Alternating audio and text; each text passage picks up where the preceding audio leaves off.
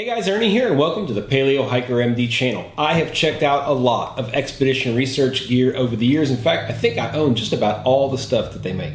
They recently came out with two new titanium products. One of them is a solid fuel stove. This is a collapsible solid fuel stove, and as soon as it was available on Amazon, I bought it, and I'm real excited because I got it in just a few days ago. So stay tuned and we're going to take a look at what I think is the best option for an ultralight solid fuel stove. Thanks for watching.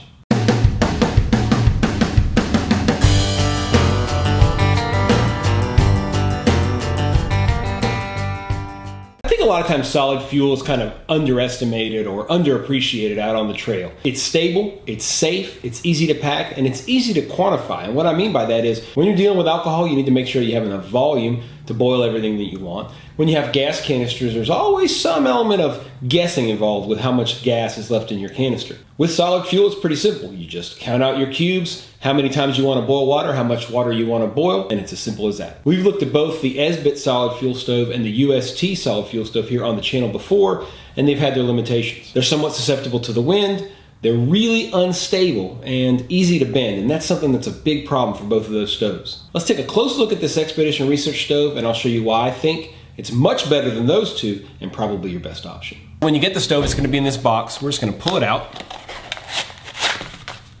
It comes with this very nice case, okay, and folded inside. Before we pull it out, let's go ahead and weigh it inside of the carrying case.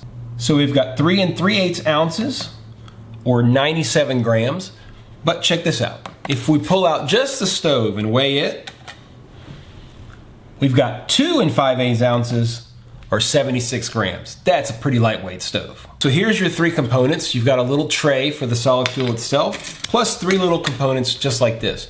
They look exactly the same. Now initially you'll look at this and these things, I don't know if you can see it, but you can see they bend. They bend quite a bit. But when you piece it together, it really gets strong. Let me show you how easy it is to put it together. You just have these little slide tabs, these little tabs right here. Okay, you can see them. They just slide into these little slots. Okay. Once you get that one in, start with the other. This also has little tabs, as you can see. You just put that tab in here, put that tab in there. Pull this tight. And the last piece, we'll put this side in. And then this side, as long as you get that last tab in, you literally just, it'll be really hard for y'all to see, but you're just gonna slide this in, just like that. And you've got yourself a stove, okay?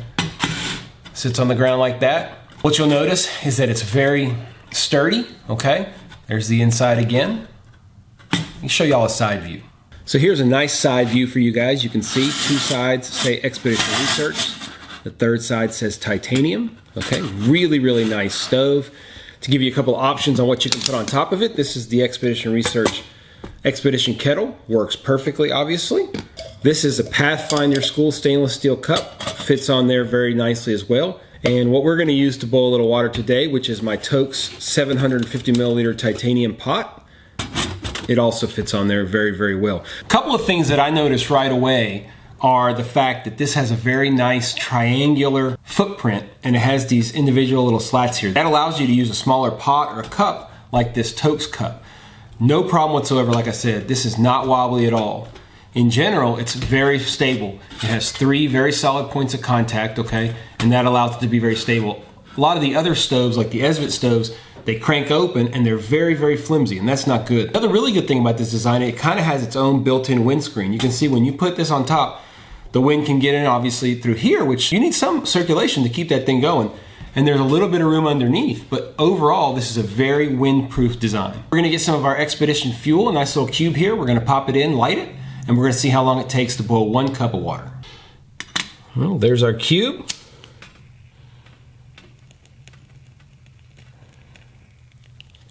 And it's lit. What I like to do is just let it grow a little bit, let the majority of the top of the cube start to get lit before I put the actual water on top. All right, so we're pretty lit up. I'm gonna put this on top here, start the stopwatch on my watch. Let's see how long it takes to boil.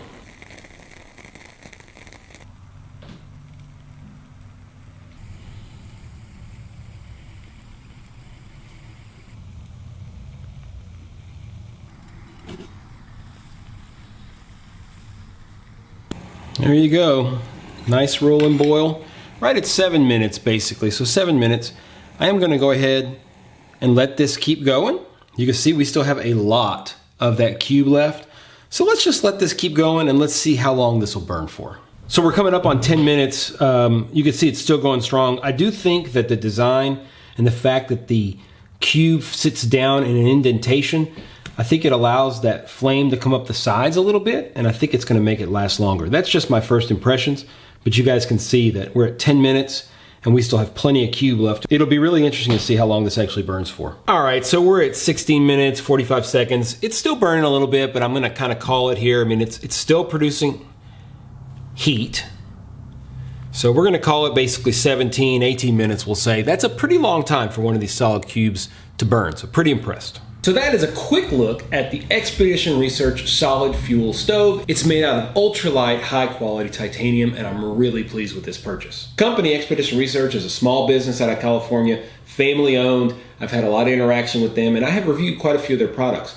They have sent me products before that I have reviewed, but this particular product I bought myself, and I'm really glad that I did. I think the design is unique. I think the design is very effective. It's very sturdy. It's ultralight, and it definitely has a place in my kit from now on. It can't be easier to carry this kind of stove. Like I said, all you have to do is count out the number of cubes that you need. If you're going on a day hike, just pop the stove in there with one cube. You're hardly taking any weight with you. You can brew some coffee, whatever it might be. If you want to go ahead and make some food as well, just pop an extra cube in there with you. They're super lightweight, pretty inexpensive, and they last a long, long time. So as always, guys, I want to thank you for checking out the Paleo Hiker MD channel. I always try to make reviews that are short, sweet, to the point, and give you the information that I would want to know if I was in y'all's shoes. If I missed anything and there's anything you want to know about this particular stove, make sure you leave me a comment down below. If you haven't already, please subscribe to the channel. Helps us grow quite a bit, and it helps us move things around YouTube. The channel itself has been doing great lately, and I really have you guys to thank for that, so thank you very, very much. Now, Expedition Research also has a new titanium